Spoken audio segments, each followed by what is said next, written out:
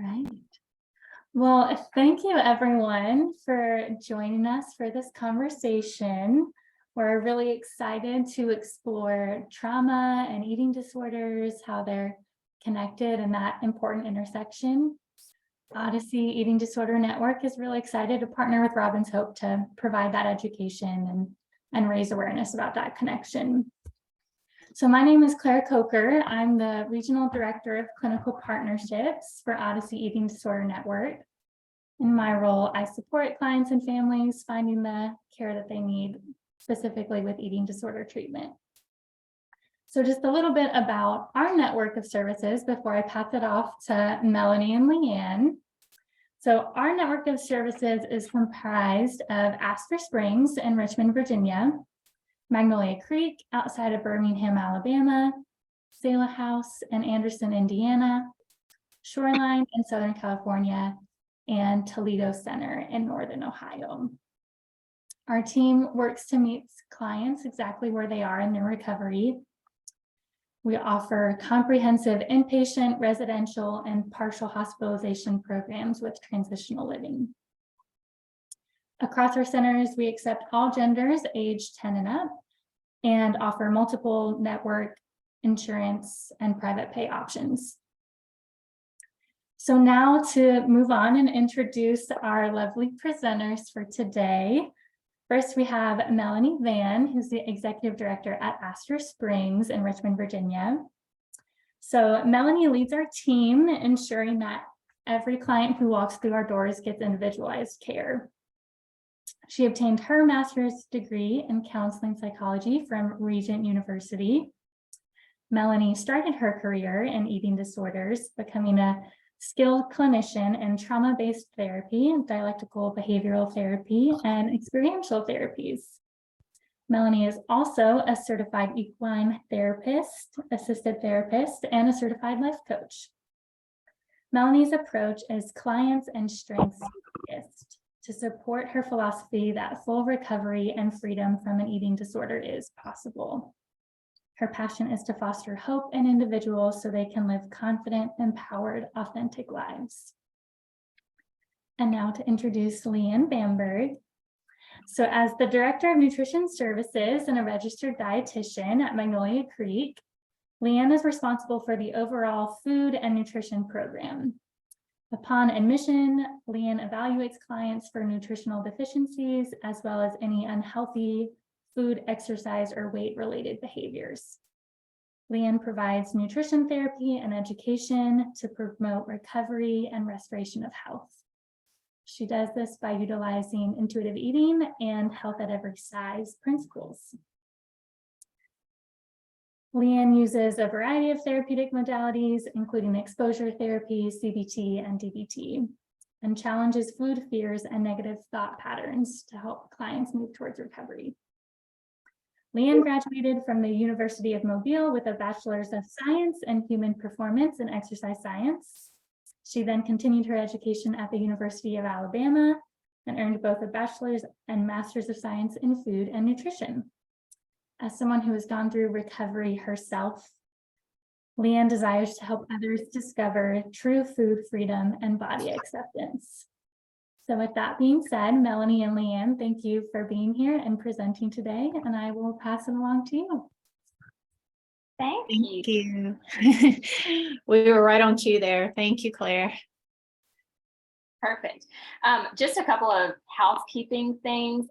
If everyone can just make sure that their computers are on mute, that's super helpful. And then Melanie and I will make sure our computers are on Do Not Disturb.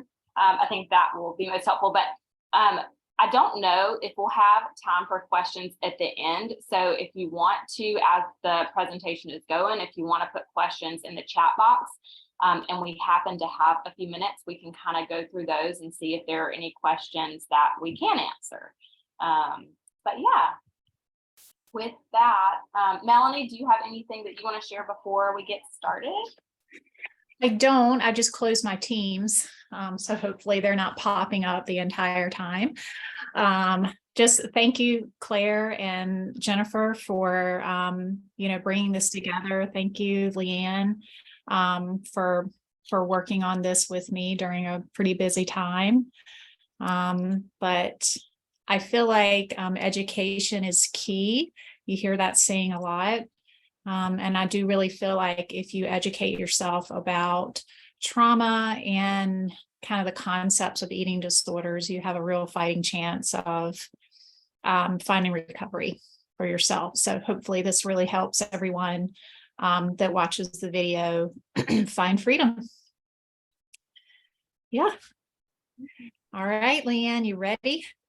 Ready. All right, so the first thing that I want to go ahead and talk about, of course, we're talking about trauma and eating disorder. So I kind of want to just go through very basic, what is an eating disorder? Because the culture that we live in is such a, what I refer to as a diet culture, that some things that are very disordered have become very normalized. And so I wanted to go through some distinctions and just some differences between what is an eating disorder and what is disordered eating. And so just to kind of go through some of this, eating disorders are, of course, mental illnesses. They're psychiatric disorders that are diagnosed based on specific criteria that is set forth in the DSM-5.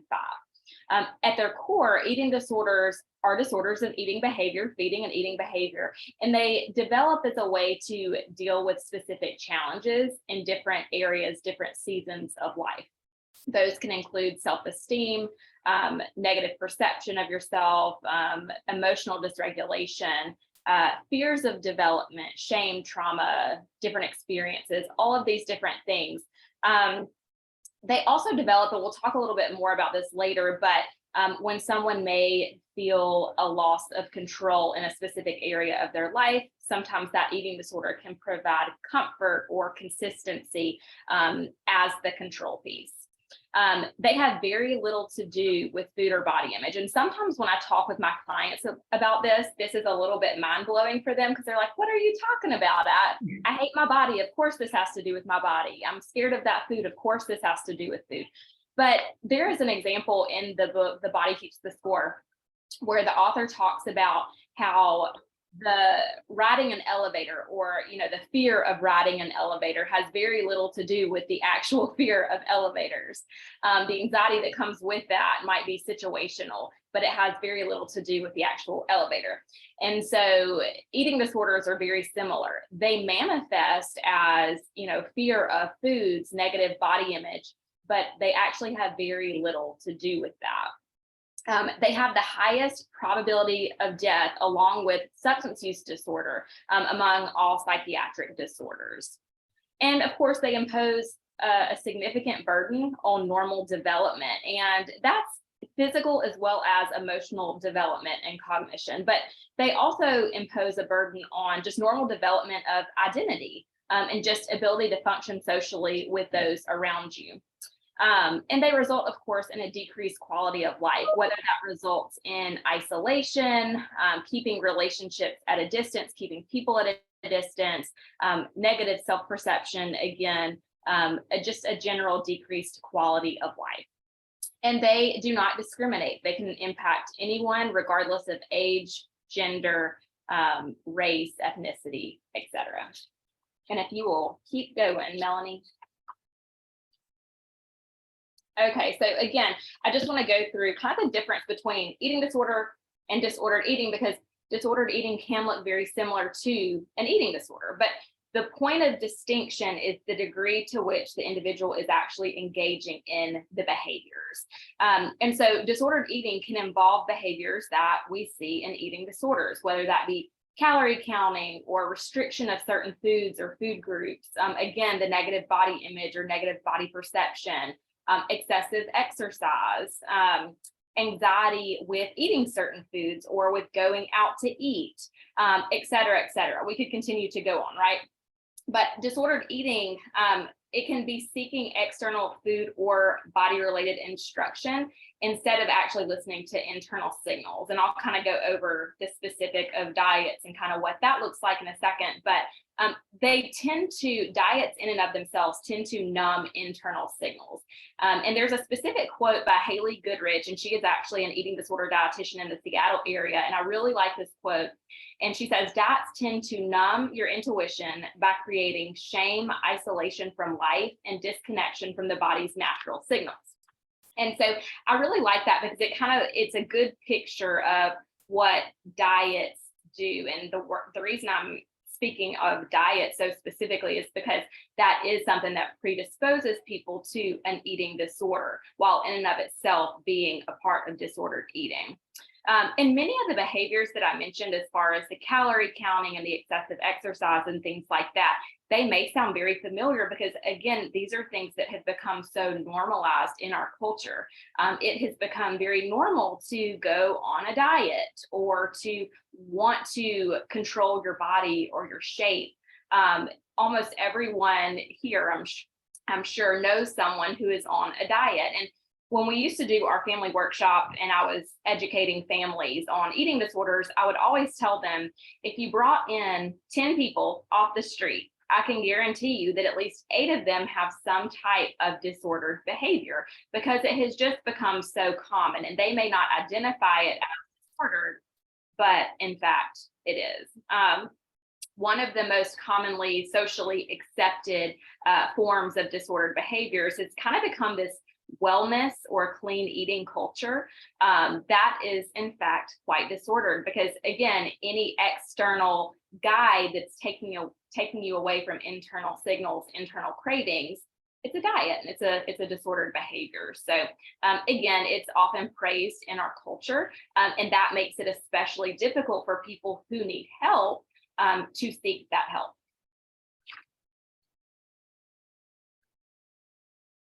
I always compare diets to gateway drugs, Leanne, because it can be a gateway into further, disordered eating, and then eventually an eating disorder. So that's kind of a little analogy I use sometimes. Yep. All right, so just again, some similarities and some differences, because we've gone through a lot of specifics, but the individual struggling with disordered eating or an eating disorder, they may or may not be kind of infatuated with a desire, again, to change their body, to change their shape, to eat in a certain manner, to restrict certain food groups, or to engage in compensatory behaviors once they've eaten something specific. And also, people who are engaging, again, in an eating disorder or a disordered eating behavior may lack insight into the fact that their struggles are actually dangerous and potentially life-threatening. Again, it's hard because of our culture to identify different behaviors that are disordered. And again, the greatest difference between the two is the degree to which they are occurring, the degree to which that individual's social, physical, psychological functioning is impacted by their behaviors. And just to go over very briefly, a few warning signs. Disordered eating, again, while not necessarily a diagnosed eating disorder, it certainly predisposes someone to developing an eating disorder diagnosis. The likelihood is greatly increased. And we see statistics and evidence all the time that generations younger and younger, ages younger and younger, are developing body dissatisfaction and restraining their eating because they want to look like so-and-so, or they want to fit in, or whatever it might be. And so it certainly predisposes them to an eating disorder later on in life. And disordered eating is a major public health concern because, again, it is something that is so broad, and it's something that's impacting so many people. And early intervention, which again, I'll speak to in just a second, is key to preventing a life-threatening eating disorder. So I have a couple of case examples here, and I'm just going to kind of read through both of them. And I want you to see the differences, and I'll kind of point out the differences afterwards, but just kind of the spectrum of normal eating to eating disorder. So the first one says, JoJo goes on diets every so often with a desire to lose weight for upcoming high school events. She restricts carbohydrates when she desires to lose weight and runs a few miles every day. She loses weight each time and gains it back soon after the event has taken place. She typically binges soon after the event is over, and she's no longer restricting, especially on carbohydrates. She goes out to eat with friends, even though there's some anxiety over eating out and also feelings of guilt after eating a food she would normally restrict every so often. While her weight does fluctuate because of her dieting pattern, she does not drift far from her natural and biologically appropriate weight. And so I want you to think, does this sound more representative of disordered eating or a diagnosable eating disorder in comparison to the next example? Tanya began restricting last year and has since dropped a significant percentage below her biologically appropriate weight. She initially tried the keto diet, but this has spiraled and now she is counting calories as well and feels intense anxiety when in any environment where her fear foods are available. While she primarily struggles with restriction, she does have episodes of binging as well. This causes feelings of overwhelming shame and guilt, both related to consumption of the food and the physical discomfort following the binge. Tanya will exercise until she can body check and no longer feel uncomfortable. And she will also abuse laxatives after binging. And so again, thinking, is this a diagnosable eating disorder or more a picture of disordered eating? And so one thing that I'll say, going back to early intervention, there have been some changes in the DSM over the years that have thankfully generalized some of the criteria for certain eating disorders, making it possible for earlier identification, earlier diagnosis, and earlier intervention for the treatment of eating disorders, which is really great. But you'll notice in between these two kind of just case examples, the attitudes towards restriction are a little bit different. JoJo's not quite as anxious. There's not quite as much shame related to the restriction or the binging. The degree of anxiety following the consumption of certain foods is a little bit different. And the decrease in change or weight below what would be minimally expected, considering their biologically appropriate weight, is a little bit different. And so JoJo is not necessarily a diagnosable eating disorder, but definitely is struggling with disordered eating, whereas Tanya's, we're starting to meet criteria for a diagnosable eating disorder. So I hope that makes sense. And I've got on the next page, Melanie, kind of a picture I created of, and I adapted this picture from one that I found online that I liked.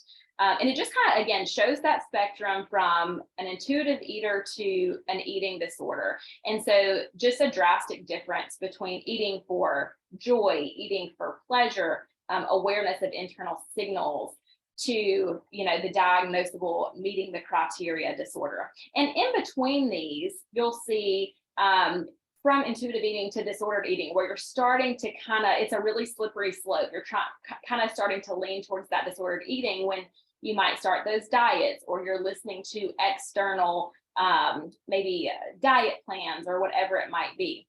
Maybe you're starting to engage in body comparison or body shame, eating in secret, isolating yourself when you eat.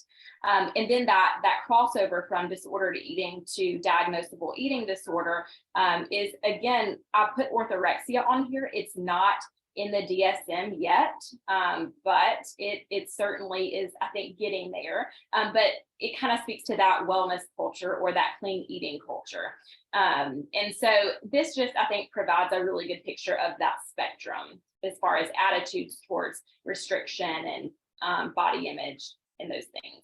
Yeah, I'm gonna, just in case everyone doesn't know what the acronym of DSM is, this is basically, it's a big book that we use to diagnose clients with all mental health disorders. So, and then also, Leanne, I didn't know if you wanted to explain what exactly BAW is.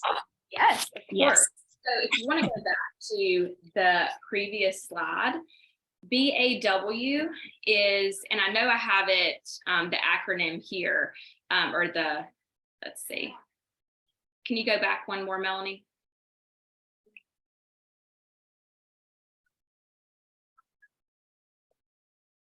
Maybe.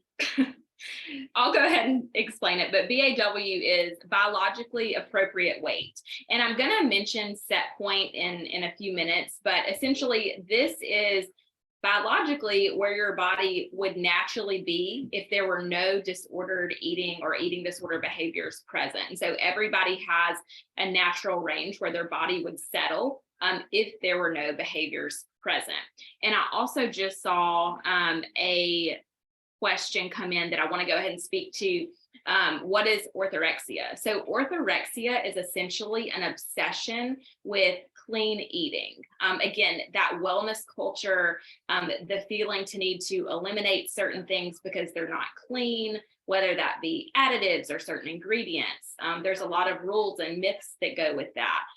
One of the ones I hear commonly is, I have to be able to pronounce all ingredients in whatever I'm eating. That, of course, is a myth. That is not true. But that is something that a lot of people struggle with when they are struggling with orthorexia tendencies.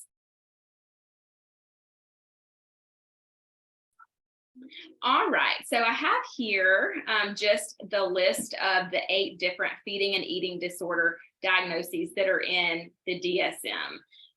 And so the 3 that I'm going to talk specifically about, just briefly, are anorexia, bulimia, and binge eating disorder, because I think that we have the most common misconceptions with these diagnoses, and they're the ones that we tend to hear the most of. But just to explain quickly, with OSFED or other specified feeding or eating disorder, this is a diagnosis where maybe some criteria of one diagnosis is being met and some criteria of another diagnosis is being met, but not necessarily able to narrow it down to one specific diagnosis. A bit of a catch-all as far as criteria.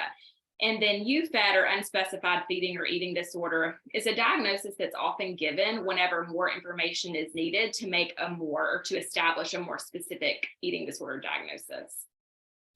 So I'll briefly go through the diagnostic criteria for anorexia, bulimia, and binge eating disorder. So Melanie, if you want to go over one. Yeah.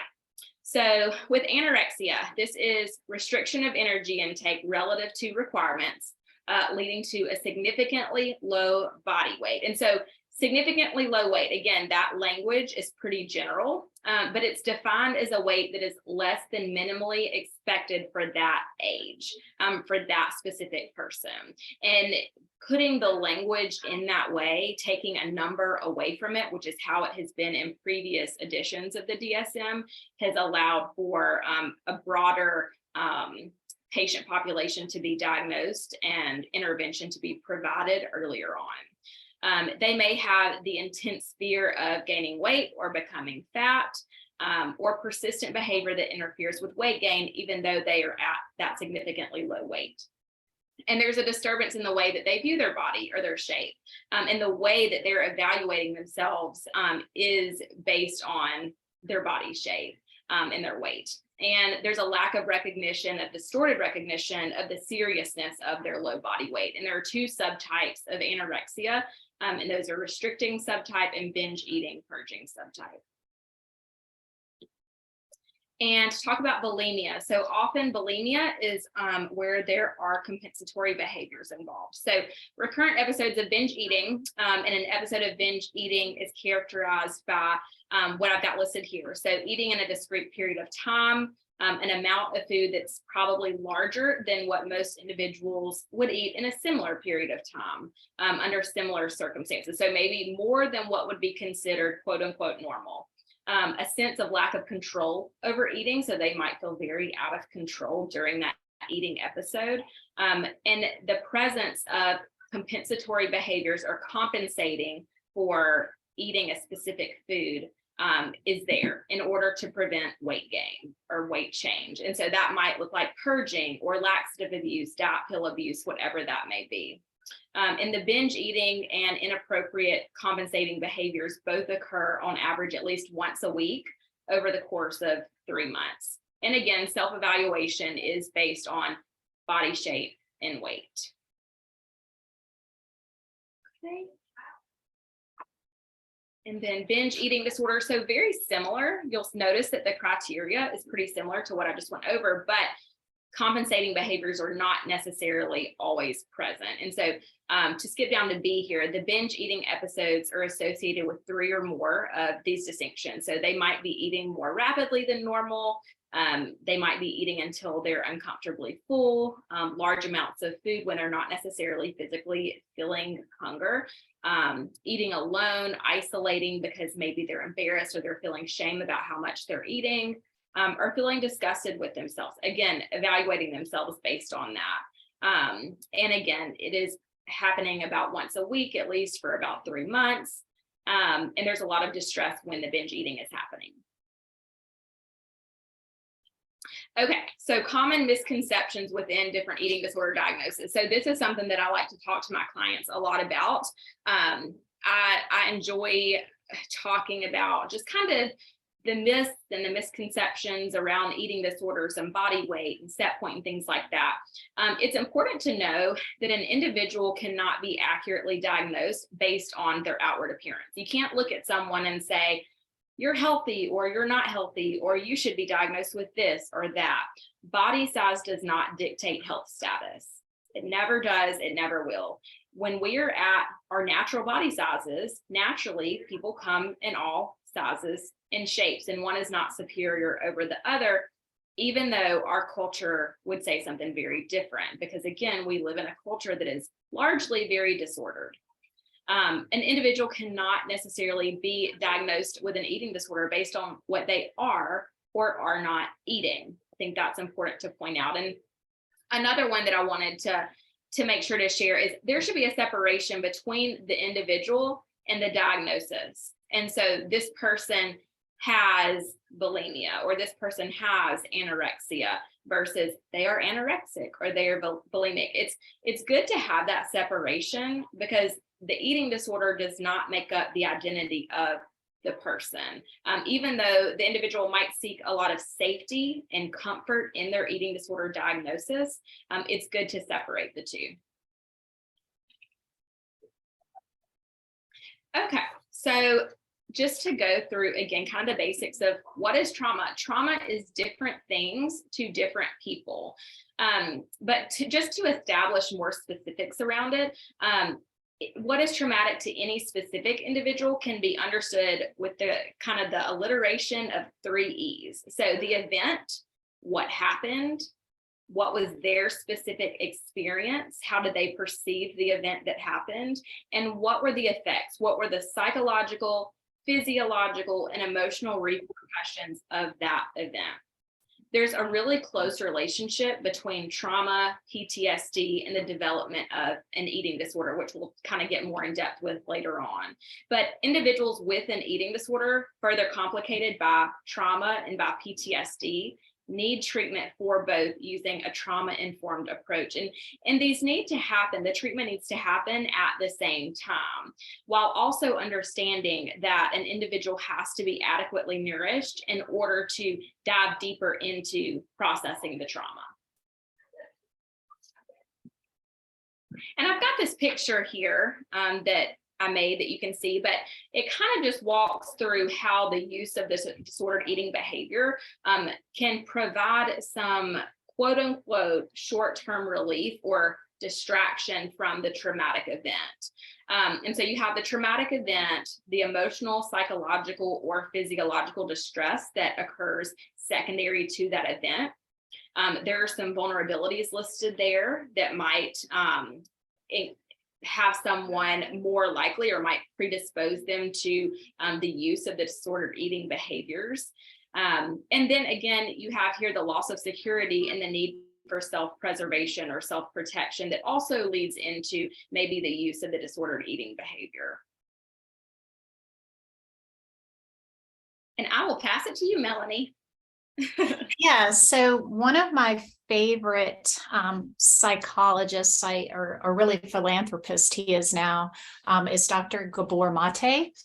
He is a Canadian psychiatrist, psychologist, and he has these things to say about trauma that I really feel like hit the nail on the head with exactly what trauma is. So I thought these were very thoughtful statements on his behalf. Safety is not the absence of threat. it is presence of connection. And later on, we'll talk about how important it is to create a sense of safety so that one can kind of let go of the eating disorder behaviors that are giving them a false sense of safety. The essence of trauma is disconnection. So the real question is, how did we get separated and how do we reconnect? Again, we'll talk more about this later. I think one of the most traumatic things, and that's a point I wanted to make too. So yes, a lot of times trauma leads to eating disorders, but I also want to make the statement that having an eating disorder is traumatic. It's traumatic to your body, it's traumatic to your mental health. And so this kind of turns it into this compacted situation. And I think one of the scariest things that happens during an eating disorder is that you do disconnect with self. So you do disconnect with those intuitive signs that tell you that you're hungry. And then the reconnection can feel really threatening sometimes. And that's why there's so much relapse in this disease. The last one is children don't get traumatized when they're hurt. They get traumatized when they are hurt alone. I mean, this could be the same statement is true for adults. Really speaks to the fact that you need support in dealing with an eating disorder. So if you're watching this for yourself or for a loved one, it's essential that you understand how to support the person in your life that may or may not have an eating disorder. So hopefully they were helpful things to think about. All right. Yeah. Thank you. And I'm glad that you brought up, that eating disorders are traumatic, because they are. And I think what's important is a lot of times people may say, and I see this a lot, just in a more acute level of care and residential treatment, we'll have people come in who are like, I don't deserve to be here, or I'm not sick enough because I haven't experienced what this person has experienced. You cannot compare traumas, because what is traumatic to one person may or may not be traumatic to the next person, because the experience of that trauma may be very different. The perception of those events may be very different. And so the comparison is really not fair. Everyone has experienced trauma in some way, in some form. And so I think that's important to point out. So thank you. And just to talk about psychological versus biological deprivation. So when engaging in disordered eating, there's of course a resulting biological deprivation. Your body is being deprived of energy, of nutrients that it needs, that it thrives on. And we know that restriction or the elimination of any food perpetuates binging. And so anytime you're lacking any need, whether emotional, whether physical, your body is going to try and find a way to fill that void. And I've got a couple of examples on the next slide, but one thing, and well, I guess I'll get to that in a second. I'm jumping ahead of myself here, but deprivation can also be experienced emotionally, right? So we just said that, but if an individual has not been provided love, attention, security, belonging, any of those really basic needs, this can lead to psychological deprivation. And so in a similar manner to biological deprivation, the body will try and find a way to fill those voids with other behaviors. And additionally, the impact of the biological deprivation from someone who is also suffering psychologically, it may be felt more intensely. And if you have ever seen the Maslow's hierarchy of needs, the triangle that I'm sure a lot of us may or may not have seen, there are at the very bottom, it goes over different physiological needs, and then it goes over safety needs and love and belonging as it goes kind of up the hierarchy. But this just speaks to how very basic the need to feel secure is. So anyway, we'll talk a little bit more about that and we'll give some examples. If you could go one more. Yeah, so I'll just piggyback off of what you were saying, and we'll try not to make this a 2-hour-long presentation. Clearly, Leanne and I are very passionate about what we do.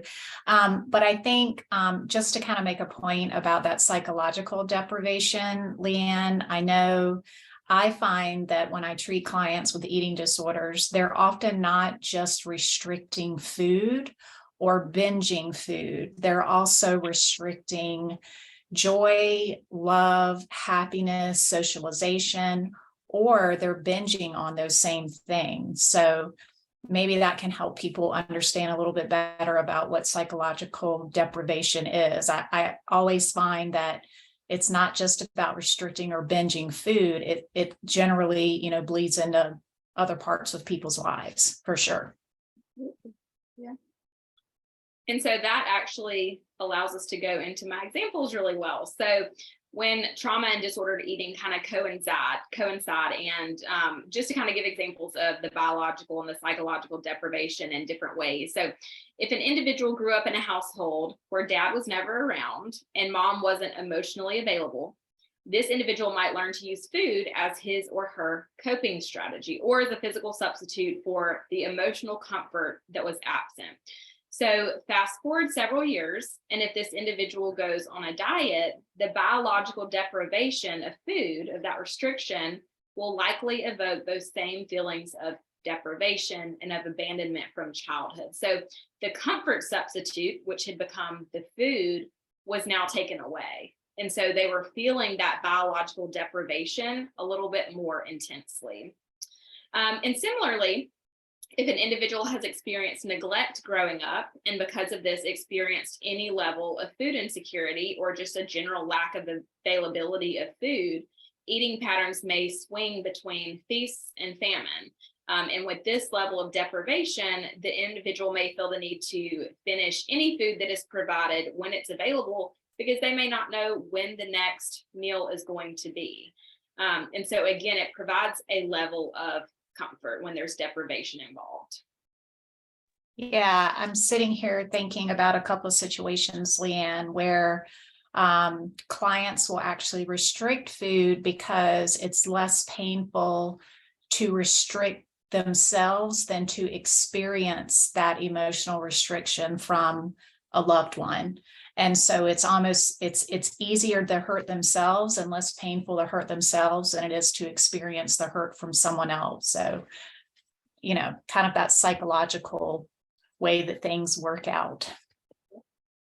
Okay, feelings wheel. This is something that hopefully most people have seen. If you haven't, definitely, take the time to look at this some when the presentation is over. I mean, we all sometimes have difficulty identifying what our real feelings are. And we actually have pillows at our facility at Astor Springs that have the feeling wheel on them, because I think it's very important for healing to be able to identify exactly what it is that you're feeling. So the core feelings here of mad, scared, joyful, powerful, peaceful, and sad are often kind of baseline core feelings that may be represented by something else. So saying you're joyful might also mean that you're energetic or daring or fascinating.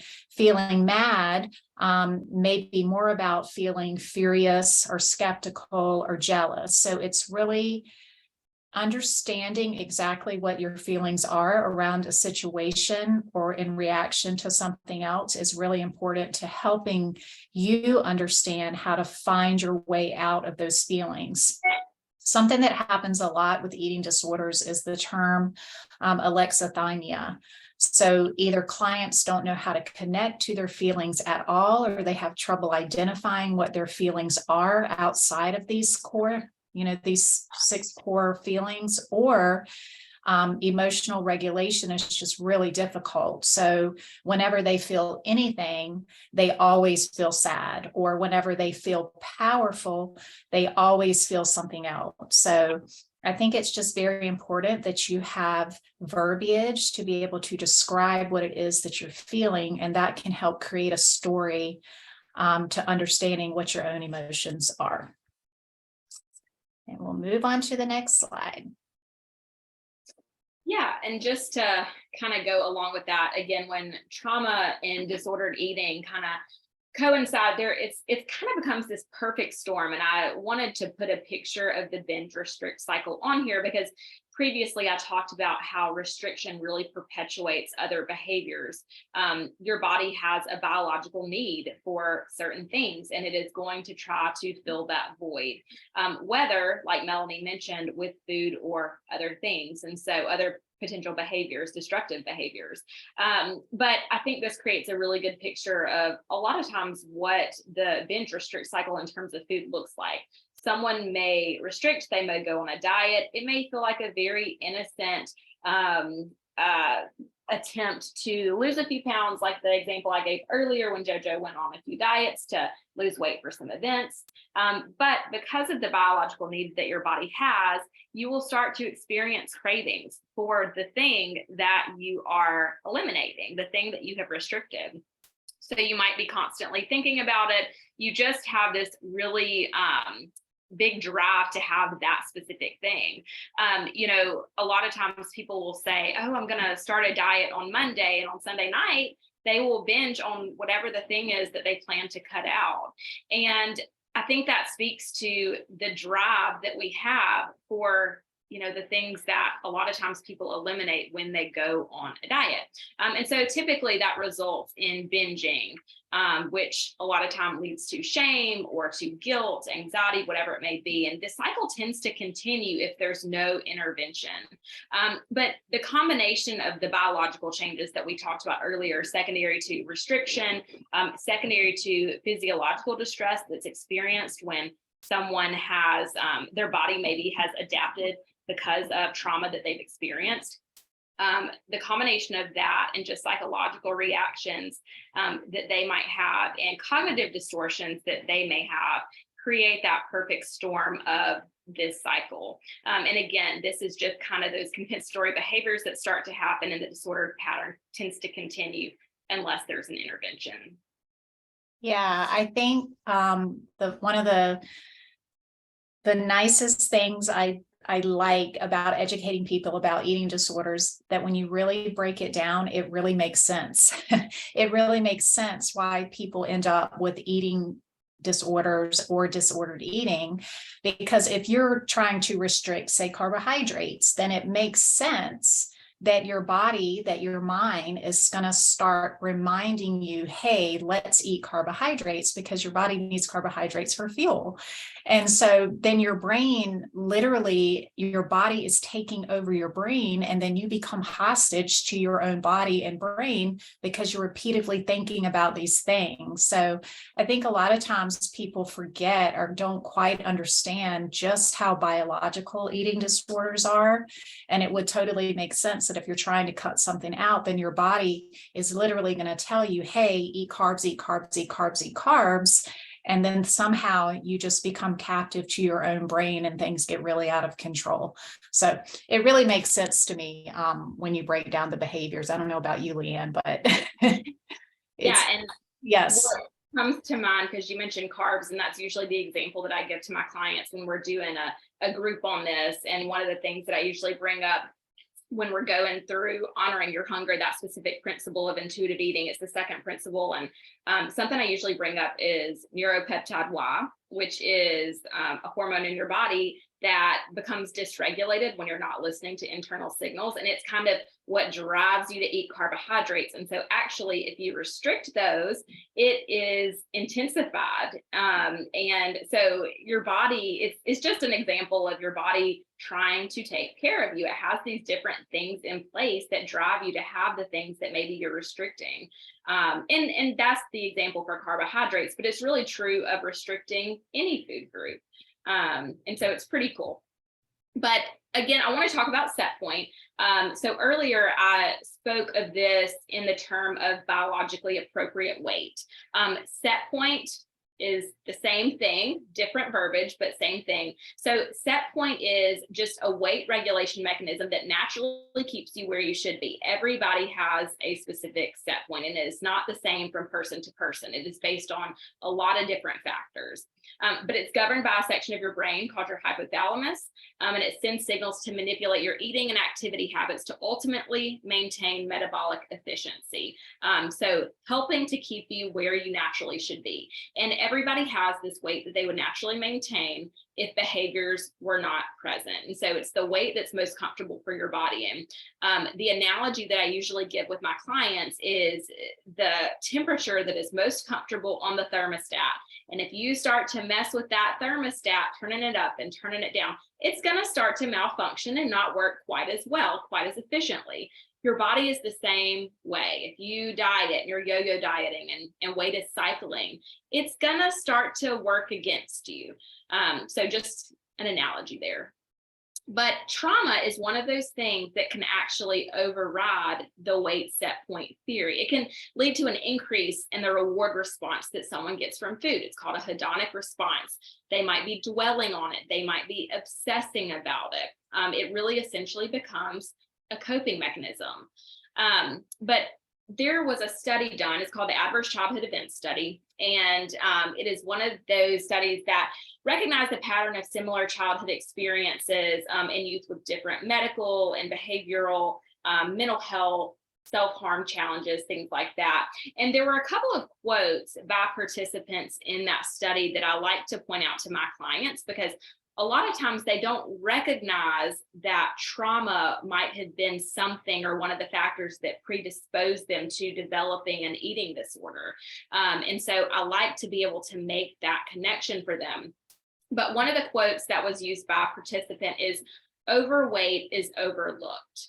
And so they made that statement in connection between childhood stress and trauma. And so essentially using food as the mechanism to change their body size to protect themselves. If they had experienced trauma in a specific body, they might feel more comfortable in a body that is opposite of that.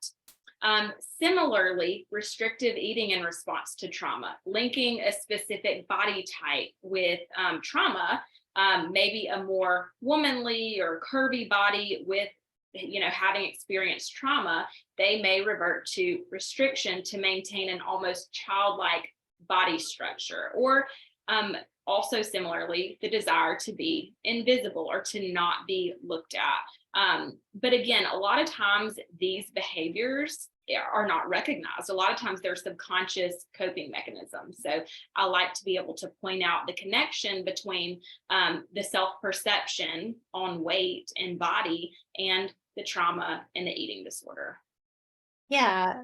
If anyone thinks about, like an animal that you rescue, or really anyone that's been in a traumatic situation, the least thing you want to do is eat. So a lot of times it will take, a scared kitten days to eat any cat food or to nurse again. So a lot of times trauma really does set your body up to restrict, because it's almost trying to keep itself safe, because it's reserving all its energy so that it doesn't have to use energy to digest and process food. And that's what happens when your body goes into fight or flight. Just an example.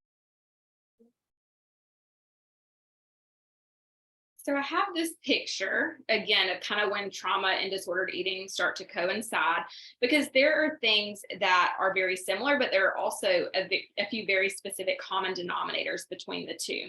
So with trauma, you may experience what feels like a loss of control, negative body image, psychological impact that may interrupt normal social functioning, as well as a physical impact that may interrupt normal development, normal physical development. Whereas with disordered eating, sometimes that can feel like you're gaining some of that control back. It gives a sense of power, a sense of control. Body image disturbances are also present. There may be anxiety or guilt or shame in social situations where food is present. And again, it can also lead to medical, physical complications. Of course, these are not exhaustive lists. I just wanted to point out some of the commonalities and just kind of a picture of it. Some of the overarching, like, common denominators, number one being control.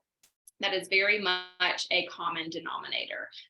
When you may feel out of control in a specific season of your life, it can be a natural response sometimes to reach for control in another area.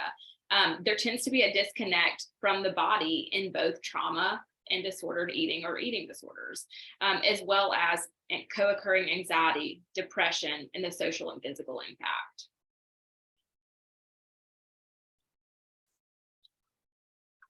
Just want to point out here too, this is a great Venn diagram here, but there are just so many paths to eating disorders. I've never heard one story that's been the same. Social anxiety can lead to an eating disorder. It may not, person may not have had any uncomfortableness around food. They get in social situations, they get anxious and nervous, they don't want to eat. And then that turns into isolating to eat, and then that turns into something else. So there really are just so many paths to eating disorders. Just wanted to point that out. Different journey for everyone. So just to briefly talk about the brain-body connection, I know Melanie is going to expand a little bit more, but I wanted to first include a quote from the book, The Body Keeps the Score. I really like this quote, but it says, "The more neuroscience discovers about the brain, the more we realize that it is a vast network of interconnected parts organized to help us survive and flourish. Knowing how these parts work together is essential to understanding how trauma affects every part of the human organism and can serve as an indispensable guide to resolving traumatic stress." And so just to briefly talk about kind of how the brain and body together play a role in both trauma and eating disorders, the limbic system is shaped in response to our experiences. So again, one of those 3 E's we talked about. If you grew up feeling safe and loved, your brain becomes specialized in exploration, in play, in cooperation. But if you feel frightened and scared and unwanted and insecure, it becomes specialized in managing feelings of fear and abandonment.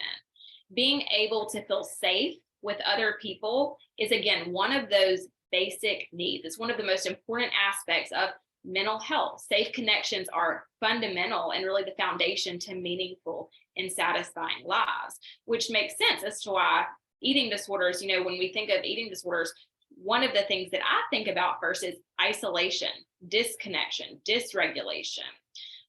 But it is really a basic need to feel secure and to feel connected.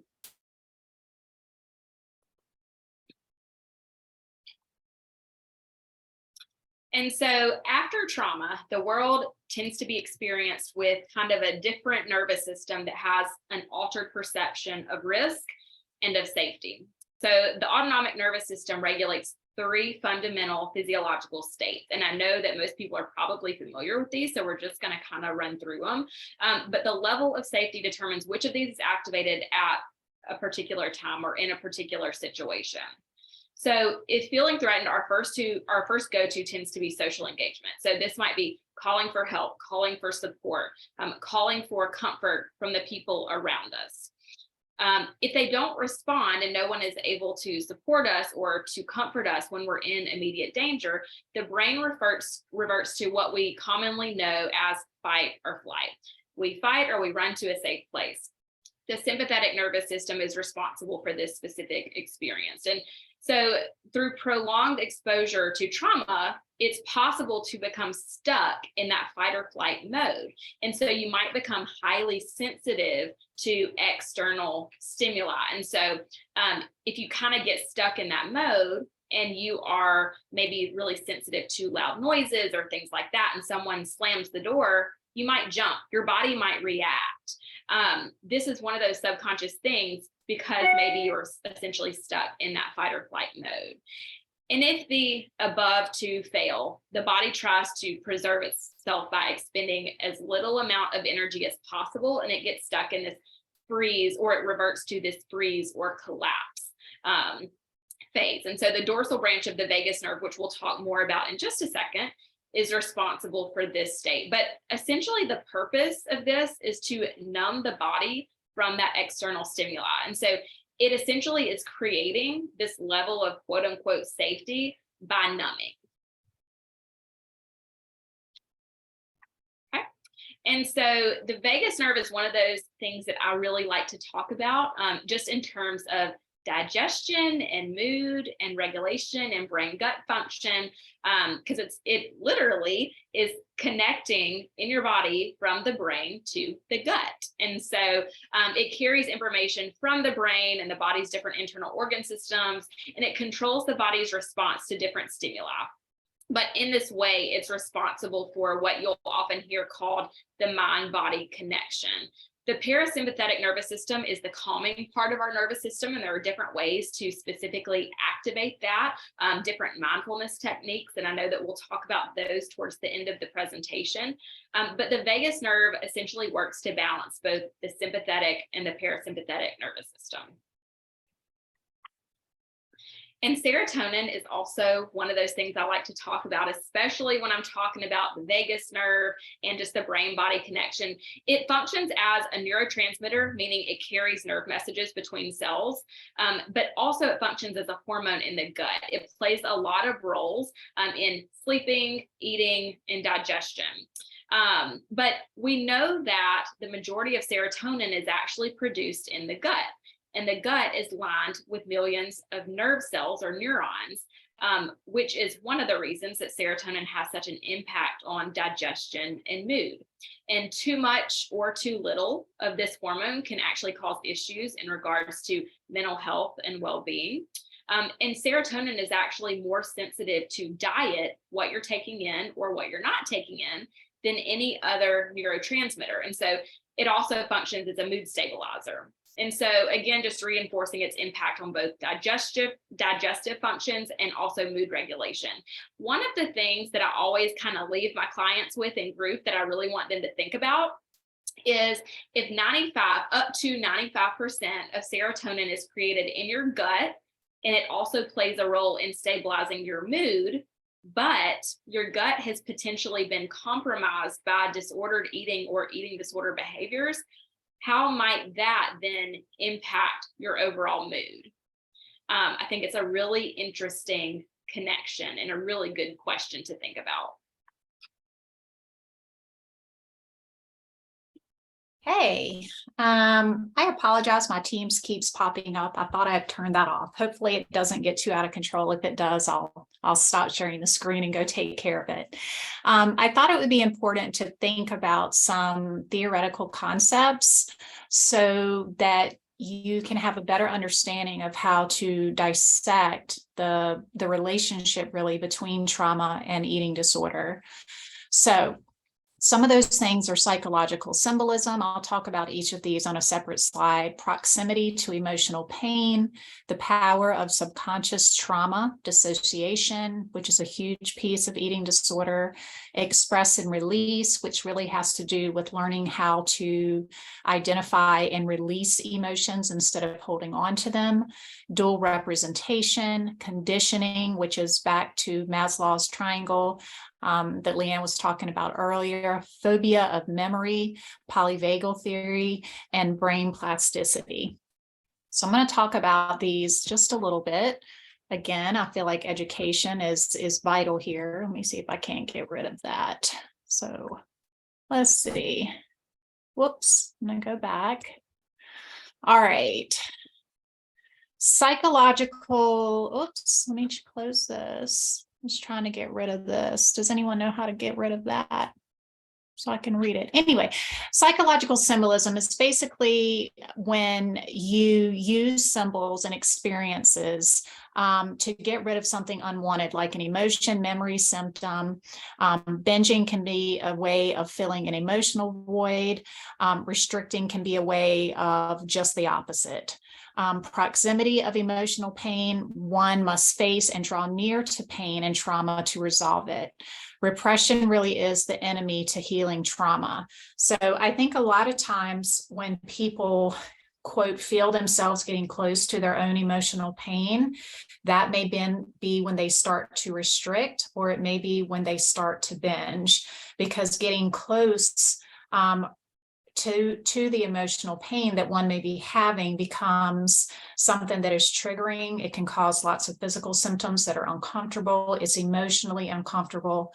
So they utilize either restriction or thinking about food, binging, purging to get away from the pain that they're feeling. the power of the subconscious trauma. Subconscious trauma is not a particular event, but how we respond to a situation and the beliefs or habits that resulted in defense to it that we're unaware of. So there's some suggestions that up to 80% of our behavior is driven by our subconscious. As a clinician, I would tend to agree with that. This is where self-reflection and self-awareness becomes really important and finding your way to healing. So the trauma, the subconscious trauma isn't the actual event, but it's whatever beliefs or habits that resulted in whatever happened to you that you're unaware of. A perfect example with this would be like cognitive distortions. So an example of that would be, my life is not worth living, or I'm not worthy of food. Something like that would be a subconscious trauma that could really drive behaviors in your eating disorder. Dissociation, the lack of continuity between thoughts, memories, surroundings, actions, and identity. Feeling disconnected from self is one of the most offensive disconnection if connection helps heal trauma. Dissociation plays a large role in eating disorders. So typically people dissociate when they're binge eating, a lot of times when they're purging as well. Restriction. So what dissociation does is it disconnects someone from themselves or from an uncomfortable experience. And dissociation, again, is a huge piece of trauma. It's your body's way of protecting you, and it's something that happens quite often in eating disorders. So if someone can learn how to reconnect, stimulate that vagus nerve, then you'll have a better chance at getting to the root of what's really going on. All right, express and release. As I said earlier, you can't release your emotions unless you learn how to express them. So having the verbiage and the tools you need to be able to explain what it is that you're feeling in the moment. A lot of times people that have a tendency to have an eating disorder have something called alexithymia, and that's basically the inability to identify what your feelings are. And that can happen for various reasons. It can be driven by trauma. It can be driven by personality types. People on the spectrum sometimes have alexithymia, or sometimes it's just maybe feelings were never really talked about. Maybe as a baby and a child, your caregivers never reflected your feelings back to you so that you understood exactly what feelings and emotions are. So there are many reasons that you could have difficulty expressing and releasing emotions. Dual representation. The idea that two separate memories run parallel when a memory is formed. So your verbally accessible memory and unconscious sensory information that's connected to a memory. So if you are able to basically describe whatever it is that the memory is that happened, say you're describing your prom or something like that.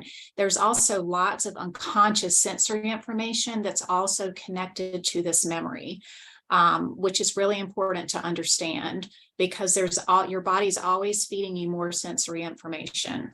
So that's something to keep in mind as well. Conditioning.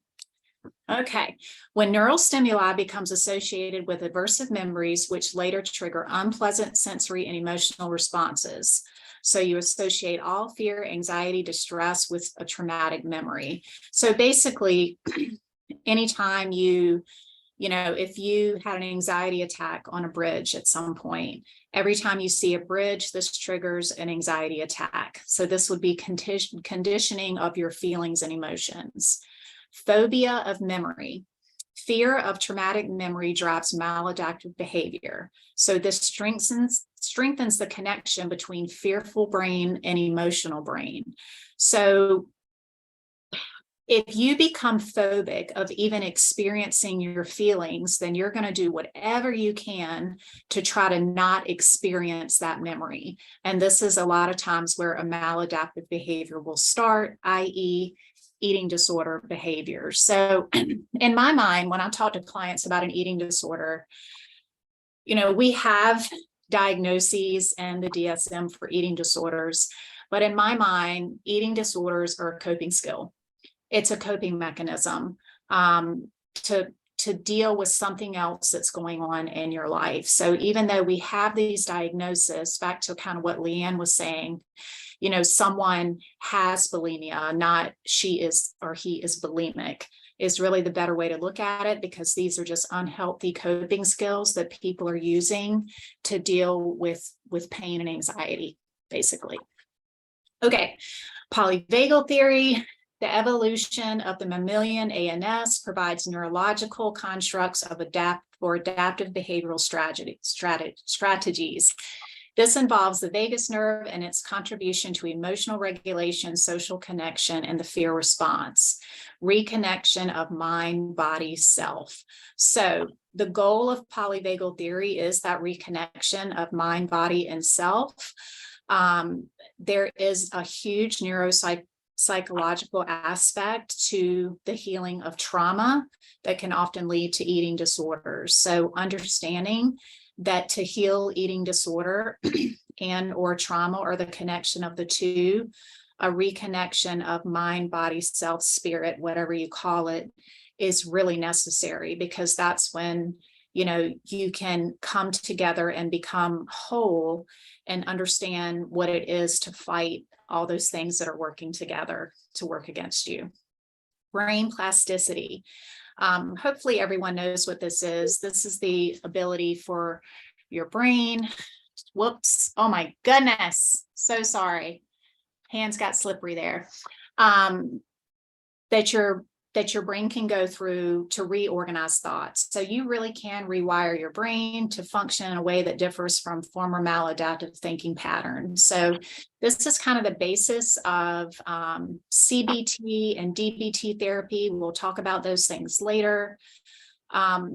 You can actually change the way your brain functions. It used to be that scientists thought that your brain stayed the same, that it stopped producing anything new after the age of like 27, which is surely depressing. But the reality is that you can do things to actually help your brain think in healthier ways, which is definitely a positive. Yeah, and I just want to talk Yep. about, you had mentioned creating a safe space. And so with eating disorders and co-occurring trauma, it can lead to a sense of loss of identity or loss of sense of self. And so a lot of times individuals may seek to create a safe space. And sometimes the eating disorder, you know, they feel like, oh, this is my safety net, or this is my safe place. But we want to create an appropriate and a healthy safe space. And so they might try to, if you've experienced any kind of trauma, again, eating disorders are definitely a piece of trauma, but they might try to create a sense of safety apart from the self that actually experienced the trauma. And so in kind of comes the eating disorder or the unhealthy coping mechanisms. And so on the next slide, we don't have time to go through this, but I wanted you to have this resource. This is a guided imagery, safe place meditation that I found and really like. I like to use this with our clients, and it really takes you through the whole meditation of creating your own safe place. And so I thought this would be a good resource for you all to have.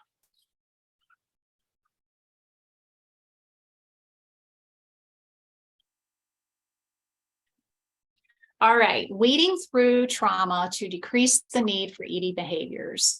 Now that Leanne and I have talked a little bit about trauma and a little bit about eating disorders, how it affects your brain, body, and your mind and your body's ability to live an authentic life, you can start to really unpack memories that are really like building blocks in a wall that keep you from connecting to others, and most importantly, yourself. So hopefully, brick by brick, or you can think about peeling away the layers of an onion, you can dismantle the wall so that you can exist in your body's natural state of being. So one of the most powerful tools that I find with clients with eating disorders is helping them find themselves again. So we all have walls. We all, put up walls in our lives to keep ourselves safe for various reasons. And sometimes those walls get so tall and thick and overwhelming that we just forget who we are. So one of the first things I do is I really start to help a person figure out who they are, what their strengths are, feel more grounded so that they can start reconnecting and understanding what maladaptive thoughts have come into play.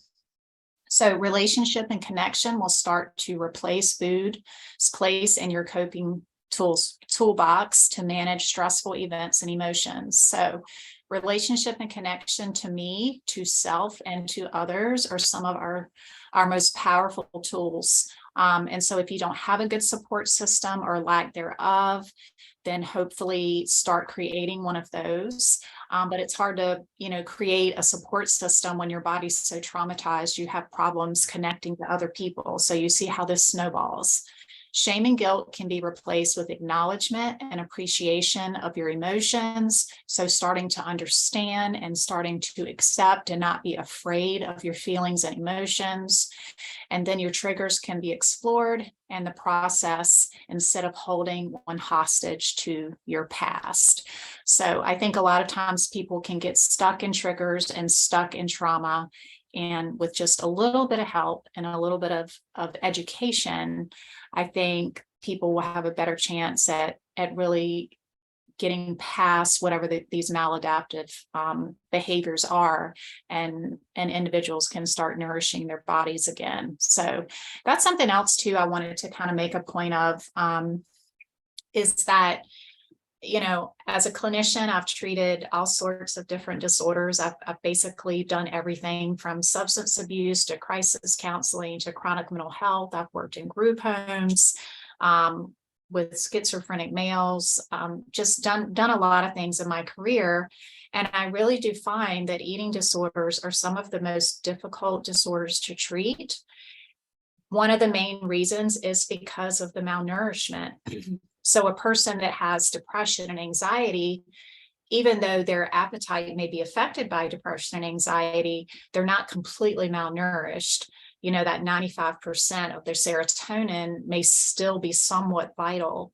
But when there is, lack of nutrition and lack of fulfillment, it is so hard to start addressing the things that you need to address because you're really just starting at a disadvantage.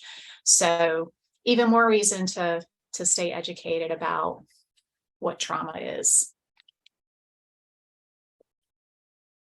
Okay, let's talk about how you can start to restore proper balance between mind and body.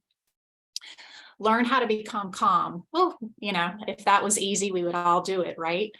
But you can start learning how to have, some connection with that vagus nerve. Learn how to maintain calm and focus when fully triggered with past thoughts or experiences. Find a way to be fully alive and engaged with others. That's something else that I feel like is also a theme in eating disorders, is that individuals have kind of forgotten how to live. And so as a clinician, it is so exciting to see like the sparkle in clients' eyes come back, in their skin, and just seeing them kind of come back to life and start to engage with others. And I have many memories of like the first smile in a residential treatment facility of a client that came in with just no facial expression whatsoever. Being authentic with self and refrain from former ways of keeping emotionally safe.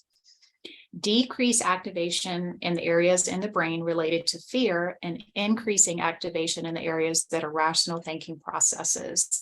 This is that brain plasticity that we were talking about earlier. So learning how to do cognitive exercises, reframing, etc., that can help those processes be healthy again. Mindfulness that leads to healthy emotional expression. So we'll talk a little bit about mindfulness as well. Educate yourself about the PFC or the thinking center, the ACC or emotional regulation center, and the amygdala or the fear center. So understanding like that frontal lobe, how it communicates with the emotional regulation center in your brain, and also how that impacts the amygdala or the fear center in your brain, and getting that recipe back on track so that your brain functions the way that it was designed. Build your social connections and interpersonal relationships and connection with society in general. Eating disorders tend to be very isolative. So most people that are deep into their eating disorder have really, stopped doing things that they used to do. They're not enjoying connections with others. Their relationship is with food, or not with food. And that really sets them up for failure when it comes to recovery. All right. Bessel van der Kolk, who is actually the author of The Body Keeps a Score, will have that listed at the end of the presentation for your use. And I will say that book is a difficult read. Leanne and I were talking about that earlier. There are a lot of big words used in that book. So if you're not educated in this field, it may be hard for you to read, but I feel like it's worth it. It just may take you a little longer. The fundamental issue in resolving traumatic stress, is to restore the proper balance between the emotional and rational part of the brain. Couldn't have said it better myself. Okay, this is just a little, graph that I found online that I thought was validating.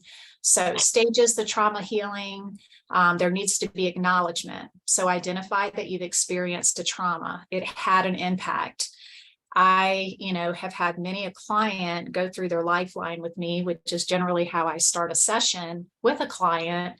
And they'll tell me something really horrific that happened to them, and they just kind of shrug their shoulders and move on like it wasn't a big deal. So sometimes I think individuals experience trauma and they don't even understand the impact it had on them because they are detached or they repress their trauma. So acknowledgement is key. Safety. You must get safe before you can address trauma.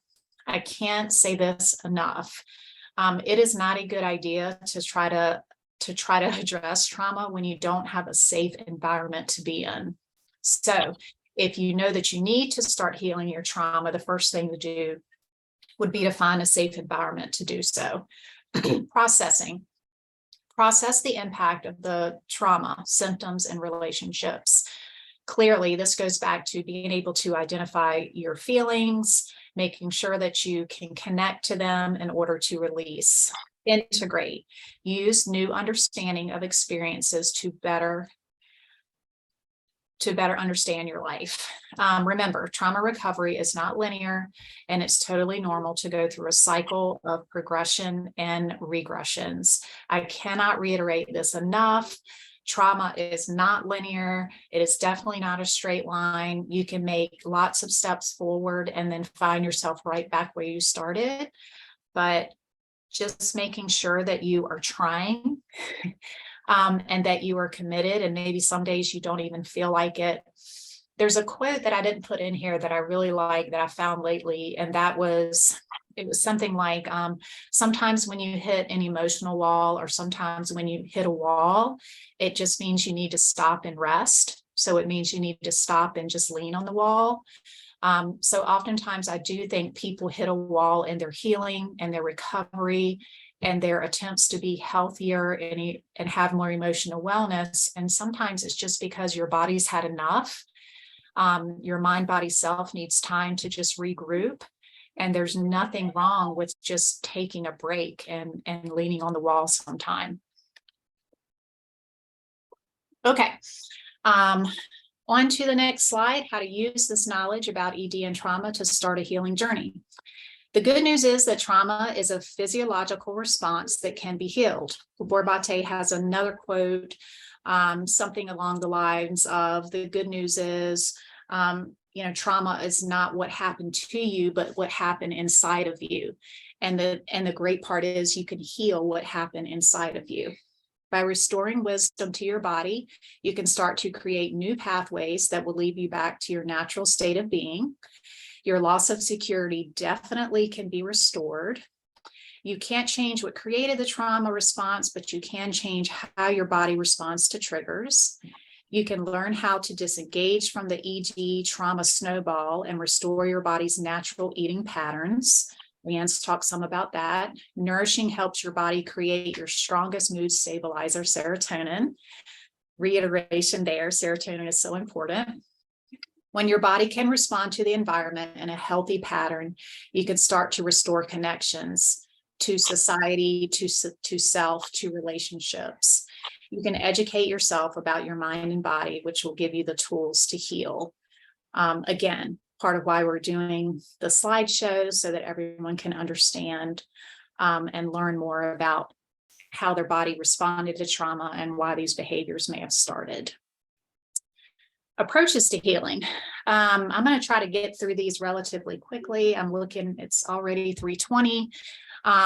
Learning verbiage, we've talked about that for nonverbal experiences, yoga, EMDR, hopefully everyone's heard of that, internal family systems therapy, psychomotor therapy, neurofeedback, healthy movement, theater, dance, experiential therapies, CBT, DBT, CPT, and PET, which are all just modalities that you can use in therapy to help address eating disorder behavior. Utilize modalities that speak to you. So maybe I'll just talk a little bit about that instead of going through each one of these. I can't say enough how important it is that you find whatever works best for you. So if you hate yoga, please don't go do yoga. If it just isn't something that resonates with you, then you can find another way to stabilize your ANS. If EMDR sounds really scary to you and you just connect through maybe music or some other modality, then that's probably, the things that you should explore in your own healing. Psychomotor therapy is more holistic. Neurofeedback can basically teach your brain how to function normally again, how to harmonize your brain per se. Healthy movement, mindful walks or moderate exercise can help. Movement can be navigated in your recovery to eating disorder. Theater, drama therapy, dance therapy, like expressive movement can be great. So if you've been a dancer or have always enjoyed dance, then why not try dance therapy? That might really reach you, whereas sitting and doing traditional psychotherapy just might feel like torture. Experiential therapies like pet therapy, equine therapy, wilderness therapy are all things that can help in the treatment of PTSD. And then again, all those frameworks, cognitive behavioral therapy, DBT has also been really successful in treating eating disorders. Okay, Leanne, now I can take a breath. And as far as tips and tools just to improve your relationship with food and body image, there are several, but just to kind of go through a few, it's really important to be able to work with an eating disorder specific and a trauma informed team so that they can best help you work through both the trauma and the disordered eating or eating disorder at the same time, because it is important that those are discussed and processed through and treated at the same time. And one of the biggest things with working with an eating disorder specific trauma informed team is the ability to reconnect with internal cues, both physical and emotional. Practicing mindfulness, which a few minutes ago I mentioned that there are different mindfulness techniques that can help activate the parasympathetic nervous system and can lead to those calming sensations if you are highly sensitive, if you have experienced kind of being stuck in that fight or flight mode, that can be really helpful. And I know we'll discuss some on the next slide. Decreasing categorization of food. So not looking at foods as this is good, this is bad, this is healthy, this is unhealthy. Practicing body awareness. So there is something called interoceptive awareness. And essentially this is the ability to identify, access, understand, and respond appropriately to the patterns of internal signals. And this can, of course, become dysregulated when the individual has experienced both trauma and or an eating disorder. And knowing what we feel is the first step to being able to figure out why we feel that way. And so this is really important. And lastly, practicing what I call the AND concept. And Evelyn Tribole, who is one of the authors of the book Intuitive Eating, speaks about this on a lot of the podcasts that she goes on. And essentially it is it's a both and. So there's space for a both and when we are talking about body image and self-care. And so practicing the AND concept might look like, I recognize that I'm having a difficult body image day, and I'm also going to choose to care for myself in XYZ way. And so just one of the things that can help to improve your relationship with food and the way that you care for yourself.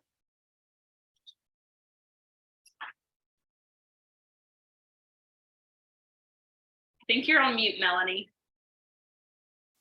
Yes, we're going to talk about using mantras as a mindfulness technique.